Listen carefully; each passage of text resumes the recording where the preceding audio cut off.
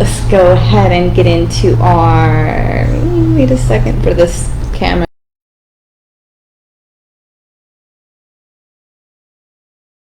All right, let's go ahead and get into our short-ish message of Joshua, part 4 of Joshua. All right, and we talked about last time, just to refresh you, I know I skipped a day here, how they were going into battle with right? They were going into battle, and soon they will go ahead and approach the kings, or they did approach, they went ahead and were approached by the 5 kings and their armies, and they completely defeated them. God went ahead and stopped time for a little bit. The sun stood still and the moon had stopped. We found out, and we had discussed, that it was really the Earth's rotation just slowing ever so slightly to make it appear that the sun stood still. But it gave them the light of day to go ahead and defeat these forces that were after them. I also mentioned that the 5 kings themselves, they had actually ran off and had hid themselves. So we're going to learn the outcome of that situation today. All right, and to go ahead and start out with a quote here, it says, "Nothing more certain than uncertainties. Nothing more certain than uncertainties. Fortune is full of fresh variety." This is from, continues here. "Constant in nothing but inconsistency." All right, it's a little bit of an oxymoron we have going on here, like 3 of them, kind of. Nothing more certain than uncertainties. Fortune is full of fresh variety. Constant in nothing but inconsistency. All right. So we have 2 different oxymorons. Nothing more certain than uncertainties. Constant in nothing but inconsistency. This is from The Shepherd's Content 11 by J.M. Barrie, 1860 to 1937. All right, well, hey, it's a lot to unpack here with just this quote, but what first came to mind is God's viewpoint and God's perspective, right? Nothing is more certain to Him than what we are uncertain about, right? We might have a push and pull going on in our hearts.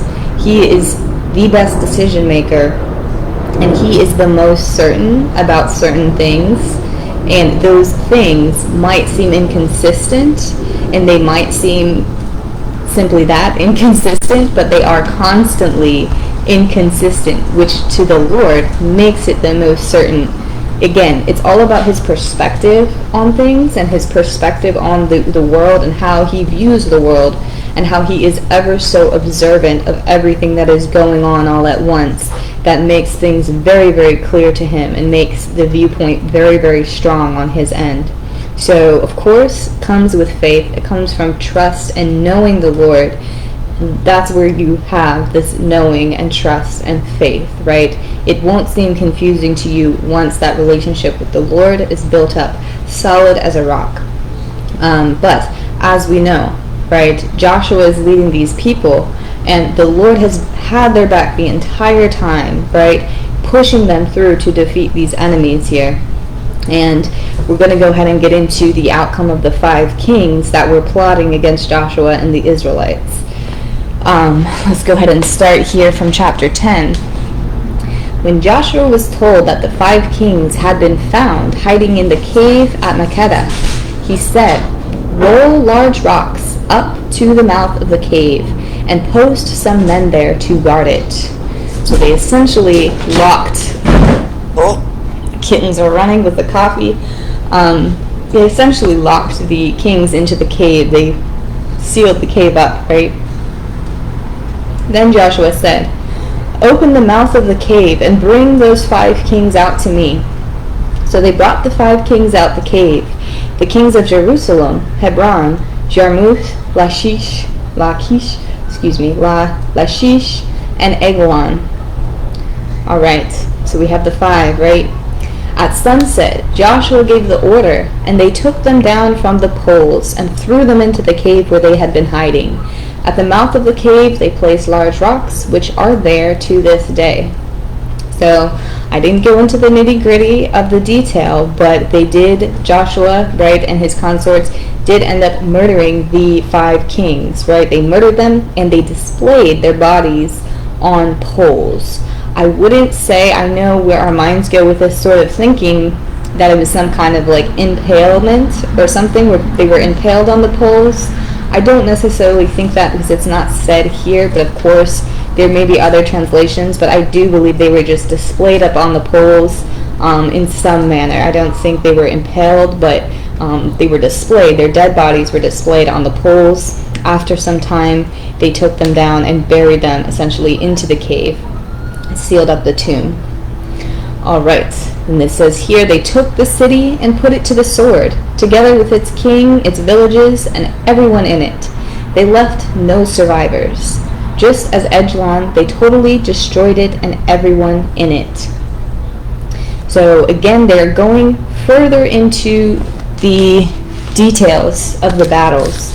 And I did just want to make something certain, just to make sure I didn't skip anything.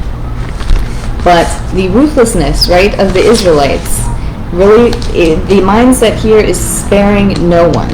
And as we remember from the past battles, when they were taking down Jericho, the only people that were saved was Rahab and her family. Does not matter, women, children, it does not matter, completely annihilating the whole entire kingdoms, right?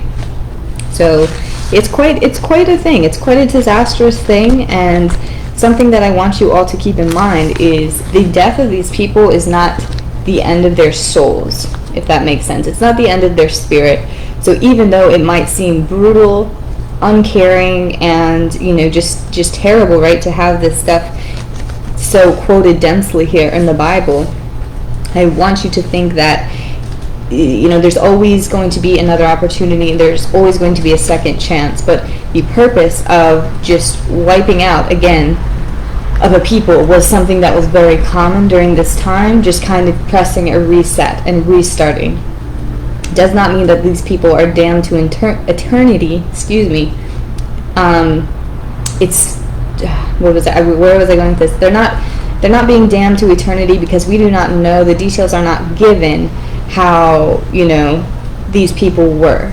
I'm not sure if they really were just everybody just completely haywire and not worthy of redemption. But in my heart, I do believe that these people were worthy of redemption.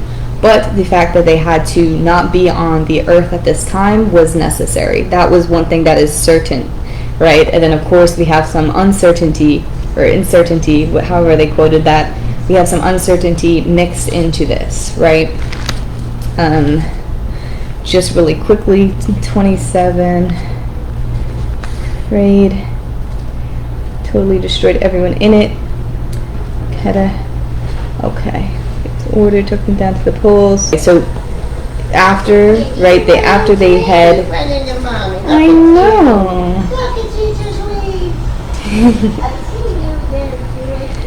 All right, so after they had killed the kings, right, they went ahead and took the southern cities. So that would be Makkedah and Libnah. This is where that context come in. They took the city and put it to sword together with its king and villages.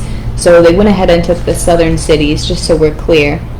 And then they're going into the northern cities, right? It says here, when Jabin, king of Hazor, heard this, he sent word to Jobab, king of Madon, to the kings of Shimron and Akshaph.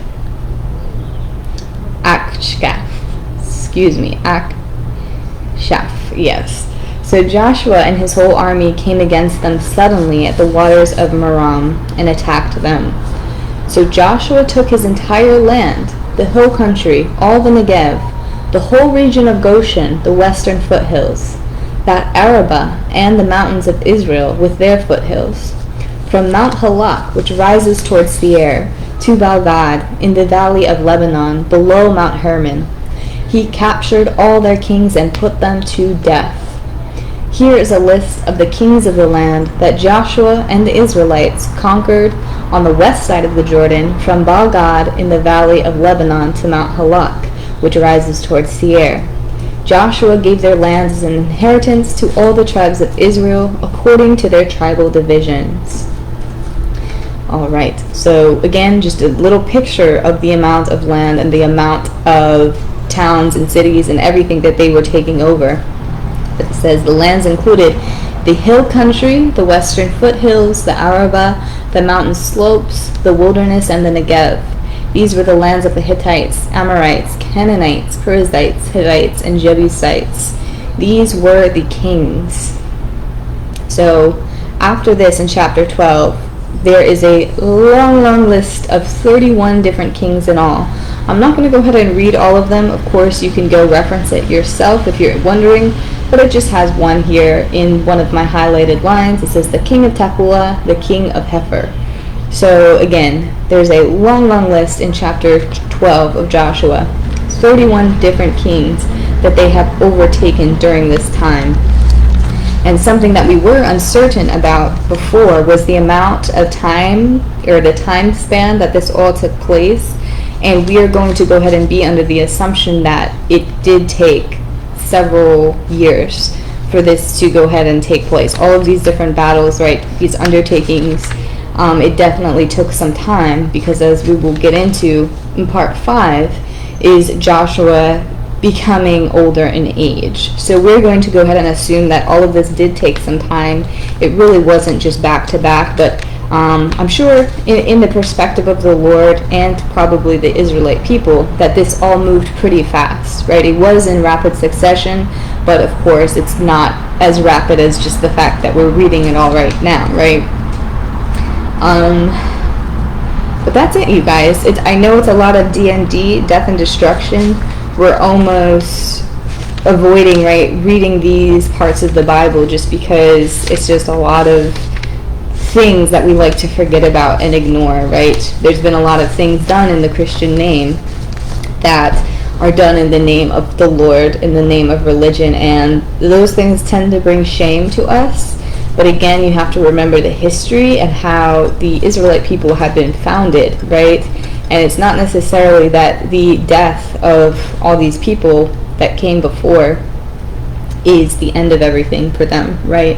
Their souls and their spirits, dare I say, reincarnate, but they are refreshed and renewed, right? It's not an eternal damnation that they suffer for some of them, right? I wouldn't say that all have that same fate, but there's definitely some innocence that has been slain, but we don't want to get into the nitty-gritty of that because it is kind of a given, right? Just knowing the forgiveness of the Lord, right? We say all the time, He is merciful, right? He is forgiving, He is all-knowing, He's understanding.